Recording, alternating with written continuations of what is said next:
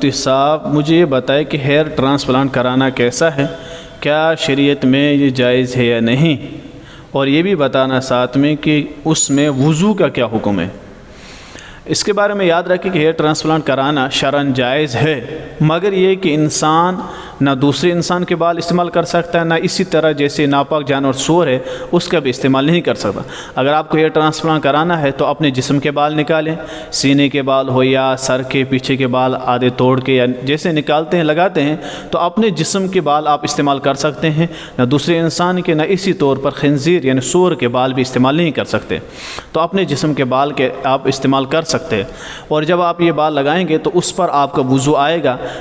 ان بالوں کا حکم وہی حکم ہے جو آپ کے نیچرل بال ہیں انہی کا حکم، کیونکہ یہ پھر ویسے ہی ہو جاتے ہیں جیسے آپ کے بال ہیں پہلے سے ہی ہوتے ہیں، جس کے ہوتے ہیں وہی حکم ان بالوں کا ہے۔ لیکن اگر کوئی بندہ ایسا ہے جو نقلی بال لگاتے ہیں، مطلب کہ وہ لگاتا ہے کہیں جانے کے لیے بال، پھر جب شام کو آتا ہے ان کو اتارتا ہے، تو اس پر وضو نہیں ہوگا نہ غسل ہوگا۔ جب آپ کو وضو کرنا ہوگا اس پر تو اس کو اتارنا ہوگا، پھر وضو کر سکتے ہیں، کیونکہ اس کو آپ نکالتے ہیں تو وہ ان بالوں کے حکم میں نہیں ہوگا، اس وجہ سے اس کے نیچے مسح کرنا پڑے گا۔ البتہ جو آپ نے فکس کیے ہوئے بال ان پر آپ وضو کر سکتے ہیں، اور ہیئر ٹرانسپلانٹ کرانا جائز ہے، مگر یہ کہ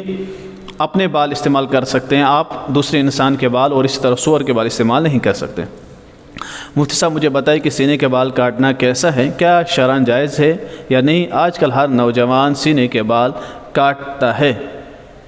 اس کے بارے میں یاد رکھیں کہ سینے کے بال کاٹنا جائز تو ہے، لیکن فقہاء کرام لکھتے ہیں خلاف ادب ہے، کیونکہ آپ کاٹیں گے یہ پھر آئیں گے پھر بڑھیں گے۔ ہاں اگر آپ کو بدبو ہے یا بدبو آ رہی ہے، گرمی زیادہ بدبو آ رہی ہے، یا اسی طور پر بیوی بھی کہہ رہی ہے تو شرعاً جائز ہے، لیکن تب بھی فقہاء کرام لکھتے ہیں خلاف ادب ہے، لیکن جائز ہے، گناہ نہیں ہے۔ السلام علیکم مفتی صاحب مجھے یہ بتائے کہ کیا کسی شخص کو خون دینے سے اس کے ساتھ خون کا رشتہ ہو جاتا ہے یا نہیں، پھر کیا اس گھر میں نکاح وکاح کر سکتے ہیں یا نہیں؟ اس کے بارے میں یاد رکھیں کہ کسی کو خون دینے سے خون کا رشتہ نہیں ہوتا ہے۔ یاد رکھیے دودھ پلانے سے، یعنی وہ بھی 2 یا 2.5 سال، بعض فقہاء کہتے ہیں 2، بعض 2.5 سال، 2.5 سال کے اندر دودھ پلائے تو اس سے خون کا رشتہ ہوتا ہے، خون دینے سے نہیں، کیونکہ دودھ بطور غذا